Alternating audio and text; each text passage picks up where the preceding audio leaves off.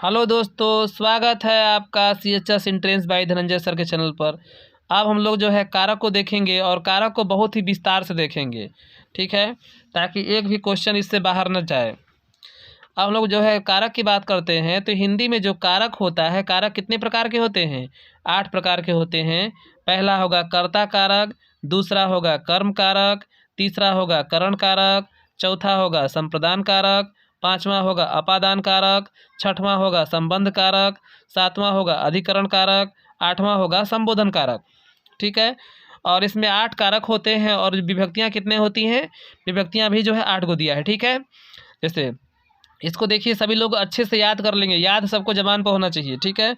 लिख लिख करके याद कर डालें, क्योंकि इसी से सब कुछ क्वेश्चन बनेगा। जैसे कर्ता ने, कर्ता ने कर्म को करण से के द्वारा, संप्रदान को के लिए, अपादान से, संबंध काकी के रारी रे नानी ने, अधिकरण में पर, संबोधन हे अरे, ठीक है।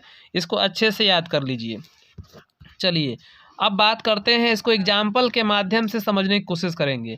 एक बार एग्जाम्पल समझेंगे, फिर विस्तार रूप से भी देखेंगे इसको। जैसे दिया है कि राम ने रावण को बाण से मारा, ठीक है।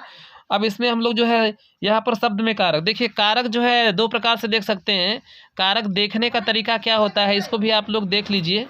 कारक जो है 2 प्रकार से देख सकते हैं। कारक तो 8 प्रकार का होता ही है, लेकिन कारक जो है शब्द में देख सकते हैं और कारक जो है वाक्य में देख सकते हैं, ठीक है।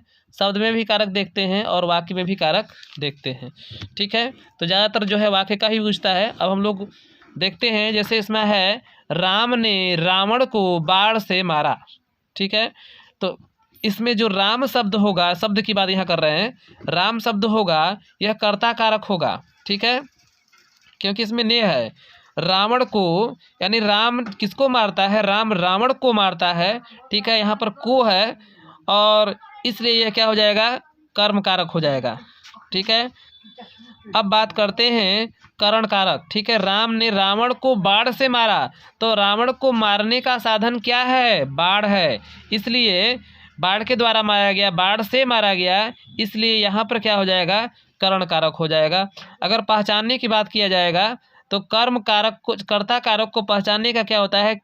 पहचान क्रिया को करने वाला, क्रिया को करने वाला, ठीक है। इसका मतलब कि रावण को मारने का जो काम है वह कौन कर रहा है?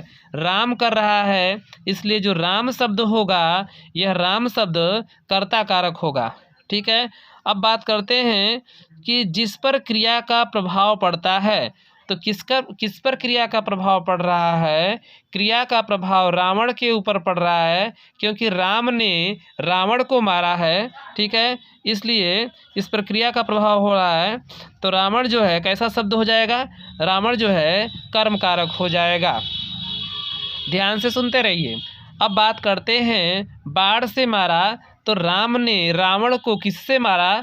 तो राम ने रावण को जो है बाण से मारा, इसलिए, ठीक है। और इसमें जिस साधन से क्रिया होती है, तो मारने का साधन क्या है? तो मारने का साधन जो है बाण है, यानी रावण के मारने का साधन बाण है, इसलिए जो बाण शब्द होगा वह करण कारक हो जाएगा। इस प्रकार से तीनों कारक आप लोग समझ गए होंगे। आगे चलते हैं। जैसे मोहन भारत के लिए मैच जीतता है, ठीक है। तो बात करते हैं मोहन किसके लिए मैच जीत रहा है? भारत के लिए मैच जीत रहा है, इसलिए यह जो वाक्य होगा जिसके लिए, ठीक है। तो अब हम लोग अगर बात करते हैं कि जो संप्रदान कारक होता है, ठीक है, संप्रदान कारक में पहचान बताया गया होगा, यहाँ पर आप लोग देख सकते हैं। संप्रदान कारक में बताया गया है को के लिए, मतलब किसके लिए? को के लिए, ठीक है। तो यहाँ पर बता रहा है कि मोहन भारत के लिए मैच जीतता है, भारत के लिए शब्द दिया गया है, इसलिए यहाँ पर जो है संप्रदान कारक होगा, यानी जिसके लिए क्रिया की गई है, किसके लिए? यानी मोहन जो मैच जीतने का जो काम करता है वह भारत के लिए करता है, इसलिए यह शब्द क्या हो जाएगा? संप्रदान कारक हो जाएगा, ठीक है। चलिए आगे देखते हैं। यह जो एग्जाम्पल है, भारत की किसी भी परीक्षा में अब तक ऐसा कोई परीक्षा नहीं हुआ है जिसमें यह क्वेश्चन नहीं पूछा गया हो, ठीक है। चाहे परीक्षा जो है चपरासी की हो, चाहे परीक्षा डीएम की हो, चाहे CHS नवोदय सैनिक स्कूल नेतरहाट विद्यालय, ठीक है, BHU entrance, B.Ed entrance, TET परीक्षा, ठीक है, तमाम प्रकार की परीक्षा में, चाहे TGT परीक्षा, PGT परीक्षा, कोई ऐसी परीक्षा नहीं है जिसमें यह क्वेश्चन नहीं आया है। इसलिए इस क्वेश्चन को ध्यान से देखिए। क्वेश्चन है पेड़ से पत्ते गिरते हैं, ठीक है। इसका मतलब कि जो अपादान कारक होता है अलग होने के भाव में होता है, ठीक है ना। अपादान में बताया गया है से, अपादान का जो पहचान है वो क्या है, वो हम लोग का है से है, ठीक है, क्या है से। और जो से होता है, यह से होता है अलग होने के भाव में। किसके भाव में? अलग होने के भाव में होता है, ठीक है। तो यहाँ पर देखते हैं हम लोग कि पेड़ से पत्ते गिरते हैं। पत्ता कहाँ से गिर रहा है? पेड़ से गिर रहा है। इसका मतलब पेड़ से पत्ता क्या हो रहा है? अलग हो रहा है। जब अलग हो रहा है, इसलिए यहाँ पर जो कारक होगा ये हो जाएगा अपादान कारक। अपादान कारक क्या होता है? अलग होने के भाव में पृथक होगा, वहाँ पर जो है अपादान कारक होगा, ठीक है। आगे देखते हैं। अब आगे बात करते हैं। बिल्ली छत से कूदी, ठीक है।